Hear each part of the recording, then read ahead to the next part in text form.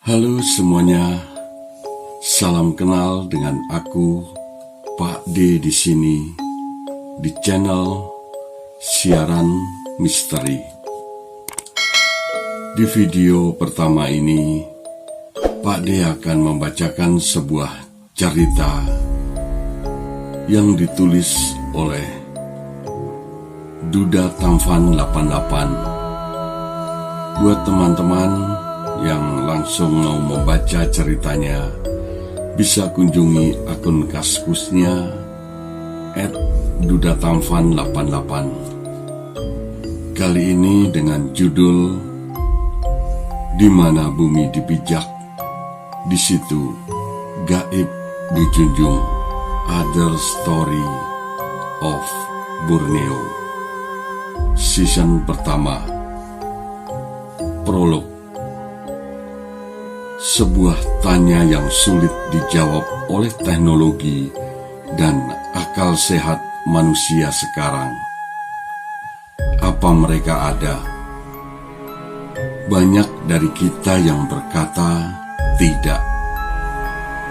Dan banyak pula dari kita yang akan berkata ada. Banyak media menggambarkan tentang mereka, dan banyak pula yang sengaja mencari mereka untuk sebuah dokumentasi. Bahkan ada pula di antara kita yang dengan sengaja mengundang. Tak sedikit bukti yang ditujukan oleh mereka yang menemukan, tapi tetap tidak terjawab secara teknologi dan akal sehat. Hanya 3 kata yang bisa menyatakan eksistensi mereka, dan saya harap tidak terjadi pada kalian yang belum siap mengetahui keberadaan mereka. Lihat, alami, dan rasakan. Pak D akan bacakan part pertama dengan judul OTW, On the Way.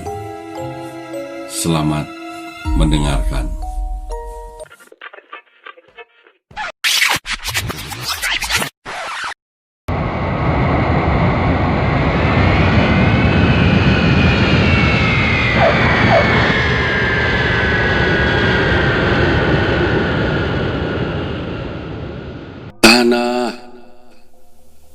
Itulah luapan kegembiraanku ketika menjejakkan kaki untuk pertama kalinya di Bandar Udara Sepinggan, Balikpapan, yang namanya saat ini sudah berganti menjadi Bandara Sultan Haji Muhammad Sulaiman Sepinggan. Itu adalah pengalaman terbang pertama bagiku menggunakan maskapai udara.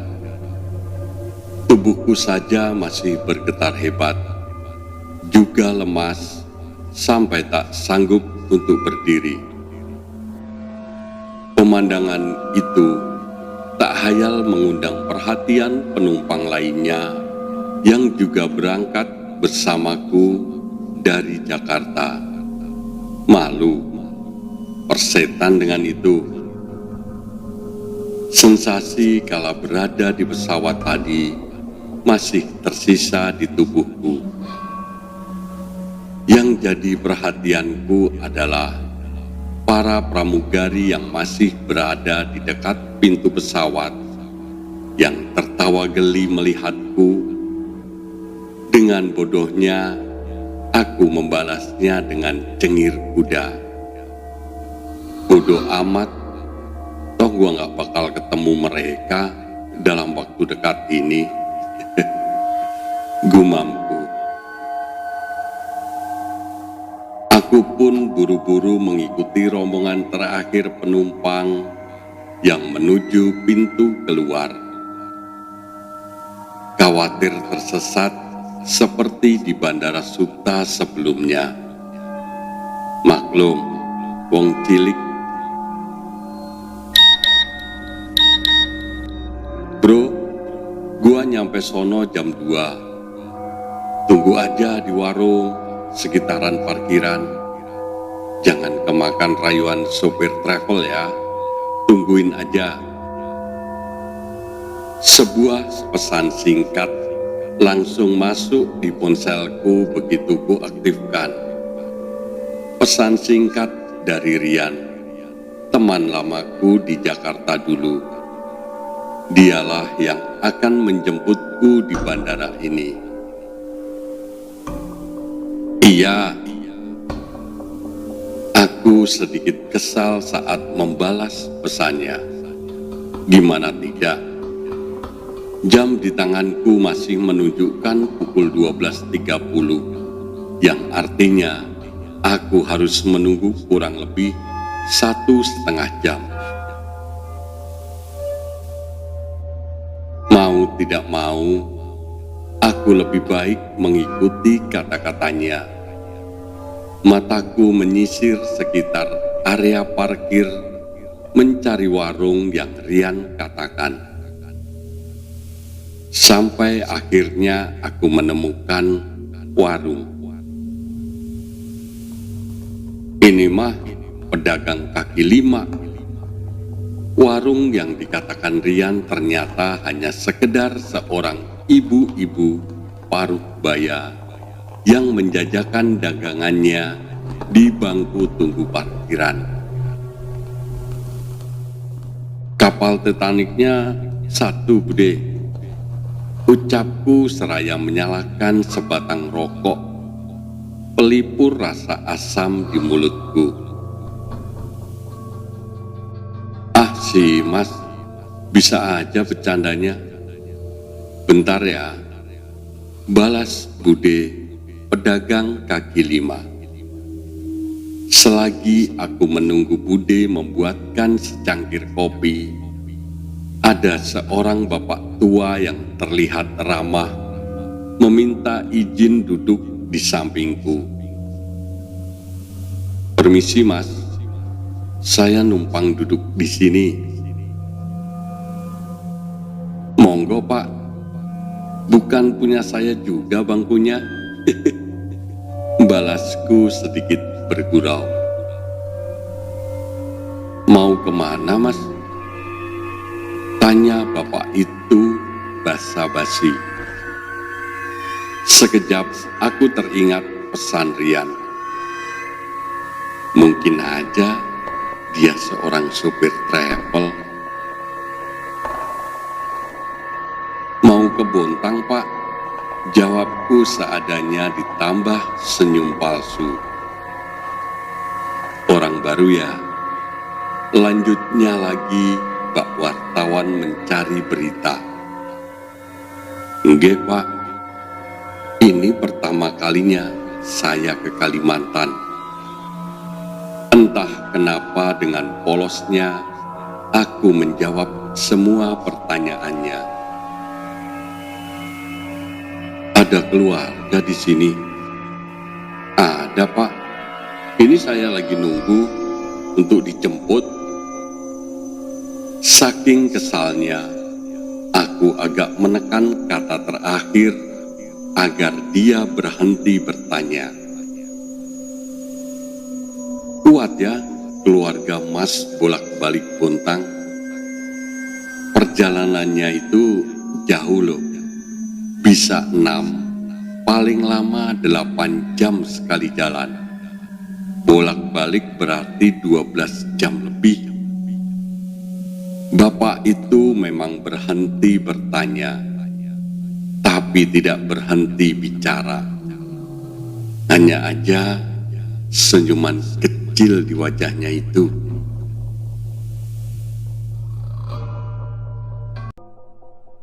Ini Kalimantan Mas. Kalau masih baru, biasanya banyak yang ngajak kenalan. Seriusan nih orang? Enak dong kalau banyak yang ngajakin kenalan, apalagi cewek. Pantes aja Rian betah di mari, pikirku. Saran saya Mas, Diemin aja ya, daripada nanti kecantol. Lanjutnya dengan tawa yang cukup menakutkan. Entah kenapa, pandanganku akan apa yang beliau sampaikan berubah begitu saja. Aku hanya mengangguk, mengiyakan kata-katanya.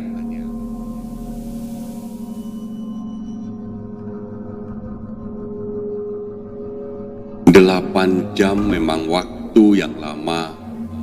Bisa dipastikan ini akan menjadi perjalanan terjauhku seumur hidup.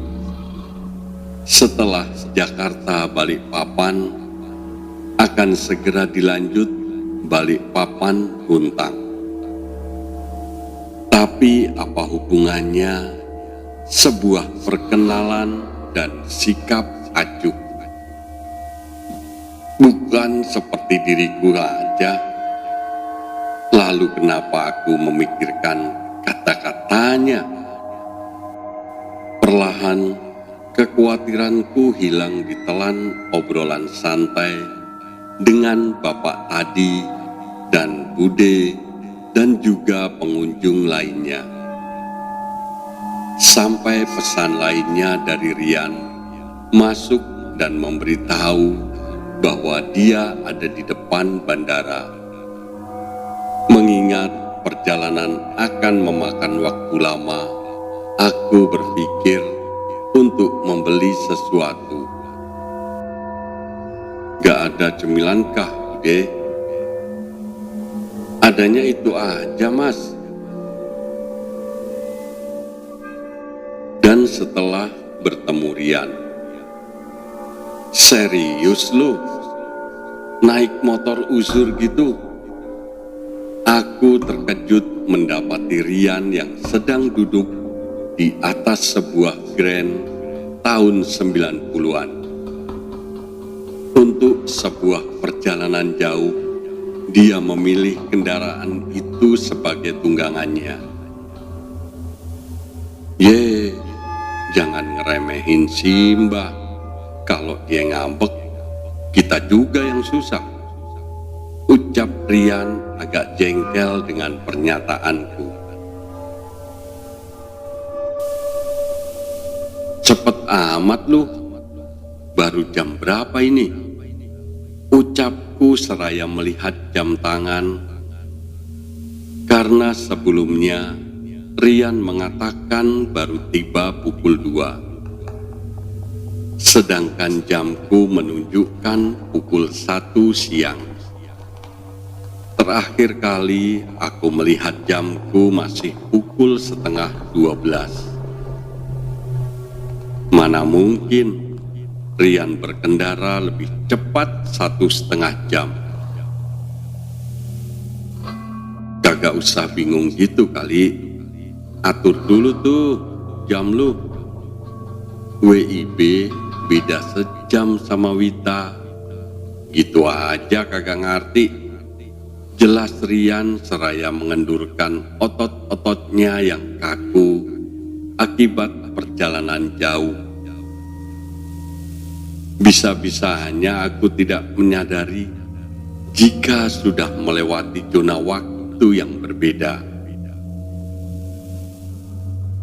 Bro, katanya perjalanan bakal 6-8 jam ya? Tanyaku agak penasaran. Iya, tadi gua berangkat jam 6 dari Bontang. Istirahat 2 kali di jalan. Yang bikin lama tuh gara-gara mesti balapan sama mobil travel. Jelasnya datar, tampak sekali dia kelelahan. Jalan yuk, nanti kemalaman. Kalau ngebut, kita bisa sampai Samarinda jam 5-an. Ucap Rian seraya menaikkan salah satu tasku ke bagian depan tempat duduknya. Sejauh apa sih, pikirku? Sudah 3 jam lebih, Rian memaksa motor tuanya melintasi hutan. Belum lagi naik turun jalan berbukit. Baru 1 kali dia berhenti untuk mengisi bahan bakar kendaraannya dan membakar sebatang rokok. Satu hal yang mengganggu pikiranku sedari tadi, jalan ini sangat sepi. Hanya 1-2 kendaraan yang kami lewati atau melewati kami. Di beberapa rest area yang jaraknya cukup berjauhan, kendaraan terlihat ramai beristirahat dari perjalanan melelahkan ini. Hal itu pun kutanyakan pada Rian di tengah nostalgia kami selama di Jakarta dulu. Rian memilih waktu di mana mobil-mobil travel, bus antar kota, atau truk perusahaan jarang melintas. Akan sangat berbahaya jika kami berhadapan dengan mereka. Jam 6 sama jam 12, mereka itu mulai jalan. Di luar jam itu, jalanan lebih aman. Jelas Rian. Memang benar yang dikatakan Rian, saat ada 1 truk yang berlawanan arah dengan kami saja, jantungku hampir copot mengetahui kecepatan lajunya yang merasa jalan sempit ini bagai jalan tol. Bro, kalau kita masuk jurang nih, ada yang bakal nolongin kagak? Spontan pertanyaan itu keluar dari mulutku. Kagak usah mikir yang aneh-aneh dah, berdoa aja biar kita selamat, jawab Rian sambil menarik gasnya dalam-dalam. Kuakui motor ini cukup laju untuk ukuran motor tua, bahkan dengan beban yang lebih berat karena adanya diriku dan barang bawaanku. Langit mulai gelap.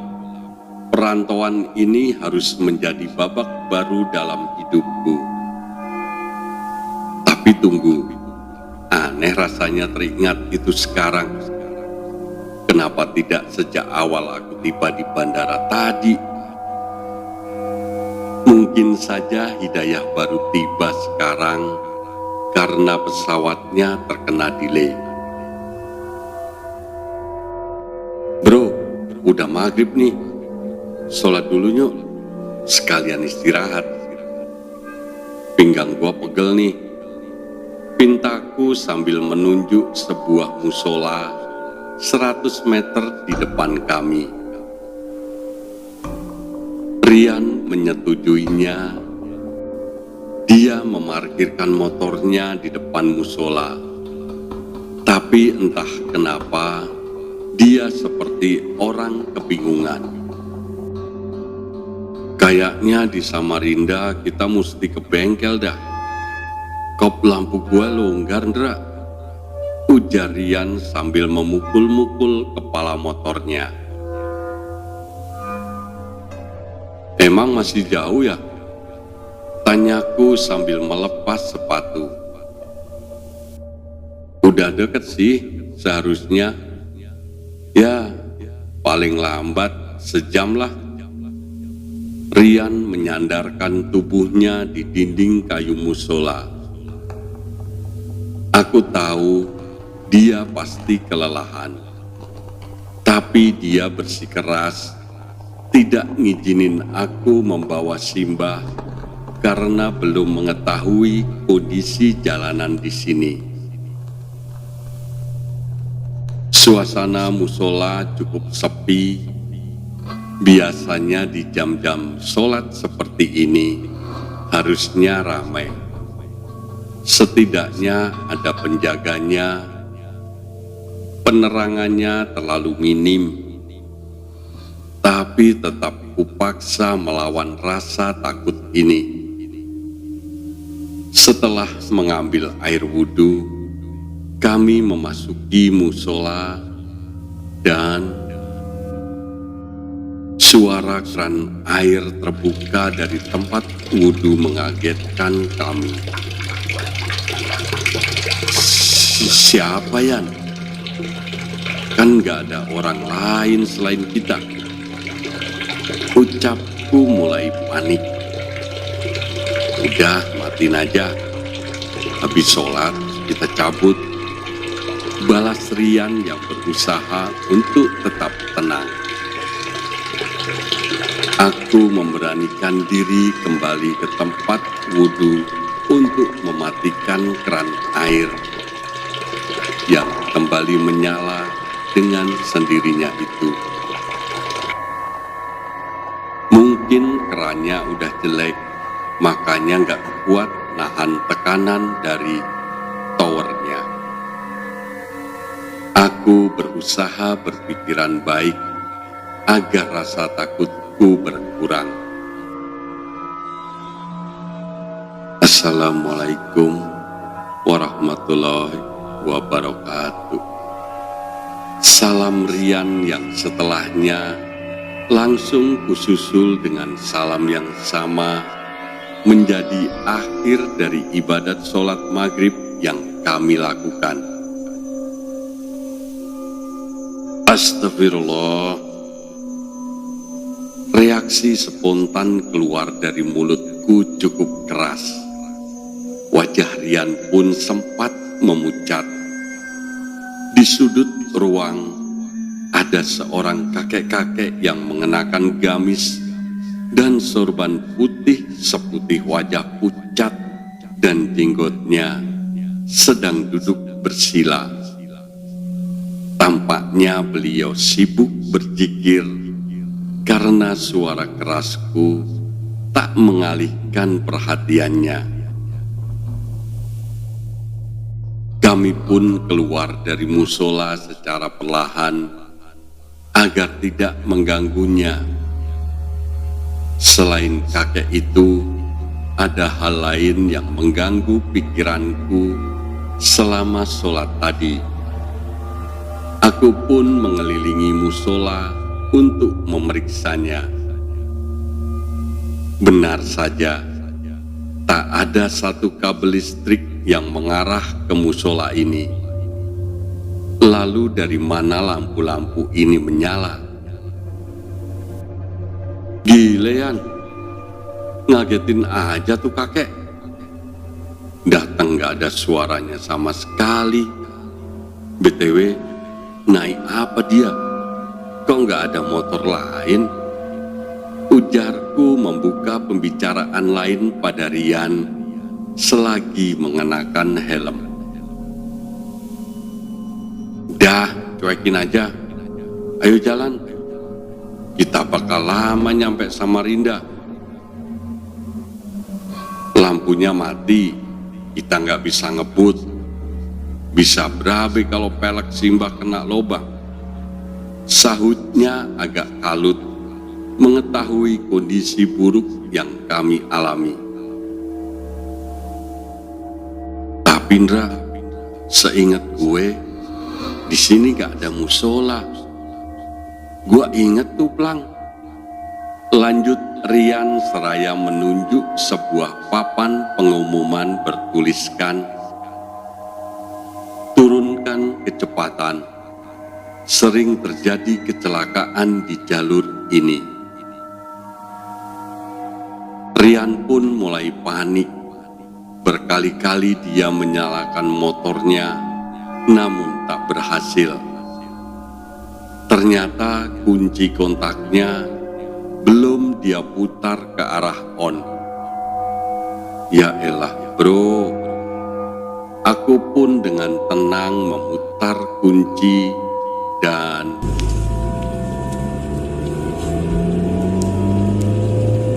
Sebuah mobil melaju dengan cepat melewati kami yang masih berdiri di pinggir jalan. Cahaya lampunya sempat menyilaukan mata kami yang mulai terbiasa dengan kegelapan. Benar, kondisi di sekitar kami menjadi gelap gulita sesaat setelah mobil itu melintas. Yan, gue saranin kita langsung cabut dah. Ayo, ucapku panik seraya melompat ke jok belakang. Tanpa sepatah kata pun, Rian langsung menarik gasnya dalam-dalam. Tak peduli motornya melaju tanpa penerangan.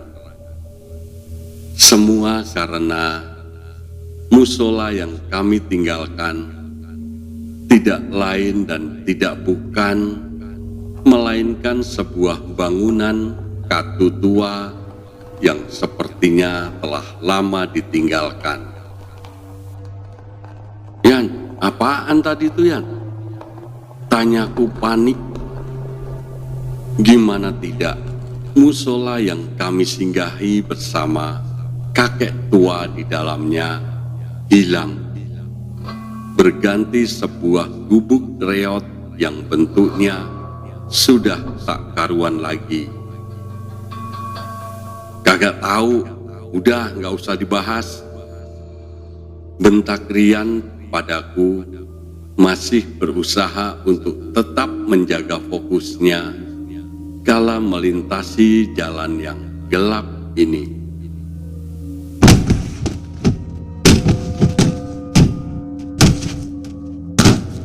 Suara ban embah menghantam lubang terdengar begitu keras, sampai kepalaku yang mengenakan helm tak bisa meredamnya. Anjrit, sorry mbah, teriak Rian spontan. Dia pun mengurangi laju motornya agar embah yang layaknya kuda liar bisa dikendalikan. Yan, warung no, mampir ya, tarik napas dulu kita, ujarku. Menunjuk ke warung yang berada sekitar 100 meter di depan kami. Alhamdulillah, teriak Rian lega mengetahui kekhawatirannya telah berlalu. Akhirnya kami sepakat untuk berhenti di sebuah warung. Keramaian di tempat itu menjadi angin segar bagi kami. Sebuah tanda-tanda kehidupan lainnya selain aku dan Rian. Es tehnya mbak, lu minum apa Ndra? Ujar Rian memesan kesegaran lainnya pada salah satu pelayan di rumah makan itu. Sama, jawabku singkat, masih mencoba mengatur nafas. Walau aku melihat raut kebingungan dari wajah si pelayan, tapi peduli setan dengan apa yang dipikirkannya. Begitu pesanan datang, kami pun langsung meminumnya dengan cepat.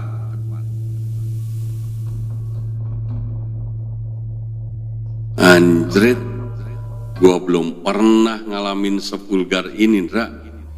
Kelewat gila ini mah. Rian mengutarakan isi hatinya yang sempat ia pendam. Dia mulai tenang dari kepanikannya.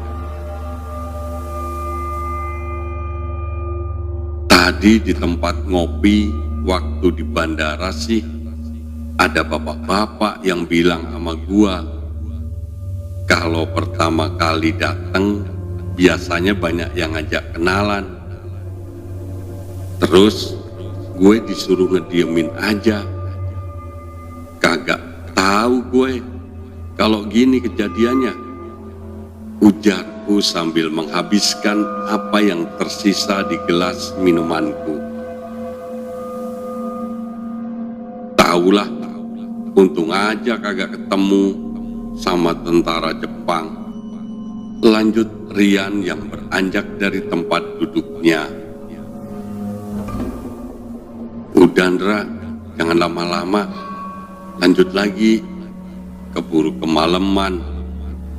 Rian pun berjalan menuju ke meja kasir. Maksud lu tentara Jepang? Tanyaku bingung sambil mengikuti Rian. Kami kembali melaju di kegelapan malam, tertolong oleh penerangan mobil yang sesekali melintas dengan kecepatan tinggi. Tapi entah kenapa, Rian semakin menurunkan laju motornya. "Dra, mogok Dra," ujar Rian lesu, sadar keadaan kembali memburuk. "Jangan bilang kehabisan bensin," ujarku sedikit ketus. "Mana ada, Simbah ini motor paling irit di muka bumi," balas Rian tidak terima. Dia terus menyela sepeda motornya dengan harapan Simbah mengerti situasi kami. Entah kenapa, pandanganku tertuju pada salah satu pohon besar yang ada di seberang jalan yang tiba-tiba bergoyang dengan sendirinya. "Yan, pohonnya goyang," ujarku lirih karena bulu kuduk di sekujur tubuhku terasa berdiri. "Daun tiup angin," ujar Rian tanpa memandangku. "Bukan daun, cok, pohon," jawabku emosi sambil memegang kepalanya dan mengarahkannya ke pohon itu. "Anjrit, gue kagak lihat," racau Rian tak karuan dan langsung kembali berusaha menyalakan motornya. Walau gelap, dapat kulihat jelas di belakang pohon itu berdiri sosok hitam yang sangat besar dengan tangan yang berbulu mencoba menyibak pohon di depannya. "Jangan bengong, cok," umpat Rian padaku yang mematung karena pemandangan mengerikan di hadapanku. Tanpa menjawab, aku pun langsung mendorong Simbah dengan sekuat tenaga. "Turun lu nyet, berat," bentakku pada Rian yang masih duduk di atas motor sambil meracau tak karuan. "Ayo Ndra, cepet Ndra." Tak sadar sudah berapa jauh kami berlari dengan menuntun Simbah menyeberangi hutan hingga akhirnya Rian berhasil menyalakan motornya. "Ayo Ndra, naik." Tanpa membuang waktu lagi, aku pun langsung melompat ke jok belakang tanpa sedikit pun menoleh ke arah belakang. Nyaliku ciut. "Yan, lu ngerasa ada yang aneh kagak?" tanyaku mulai penasaran. "Yang mana? Dari yang kita lihat barusan yang kagak aneh, bego," bentak Rian. Bukan. Kok tiba-tiba terang ya?" ujarku sambil menunjuk lampu depan yang tiba-tiba sudah menyala kembali.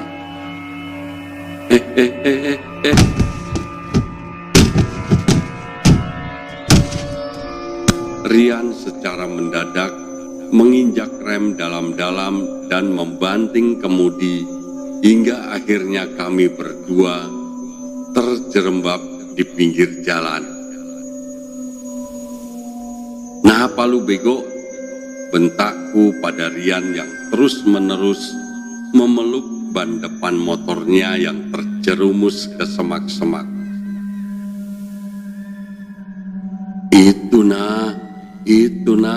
itu, ujar Rian gemetaran sambil menunjuk ke arah depan. Benar saja, 5 meter di depan kami muncul sesosok wanita berambut panjang dengan pakaian putih compang-camping sedang merayap pelan menyeberangi jalan yang sepi. Ya, dia ngerayap dan terlihat jelas jika kedua kakinya hancur. Samar-samar tercium bau yang sangat busuk menusuk hidung. Perlahan dia menoleh ke arahku dan tersenyum memperlihatkan giginya yang hitam dengan mata yang menjorok ke arah dalam. Gua nggak lihat apa-apa. Racau Rian seperti dukun yang komat kamit membaca mantra. Tak ada yang bisa kulakukan. Akhirnya aku pun menyembunyikan wajahku di balik punggung Rian sambil membaca semua ayat suci yang kuhafal.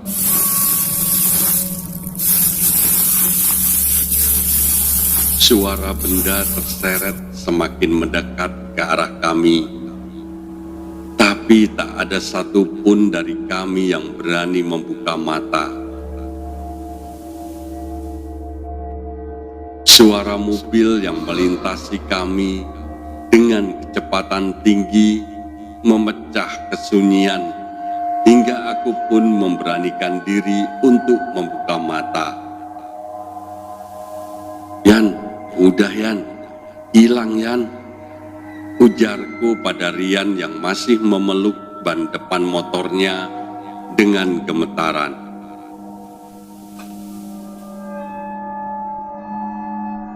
Mimpi apa gua semalam? Padahal gua niatnya cuma bantuin temen, ujar Rian lemah. Dia mulai kembali membuka matanya.